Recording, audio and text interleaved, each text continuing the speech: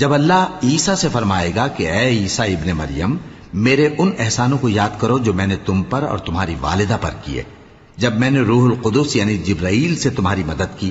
تم گود میں اور جوان ہو کر بھی ایک ہی نسب پر لوگوں سے گفتگو کرتے تھے، اور جب میں نے تم کو کتاب اور دانائی اور تورات اور انجیل سکھائی،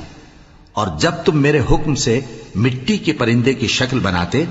پھر اس میں پھونک مار دیتے تھے تو وہ میرے حکم سے سچ مچ کا پرندہ بن جاتا تھا،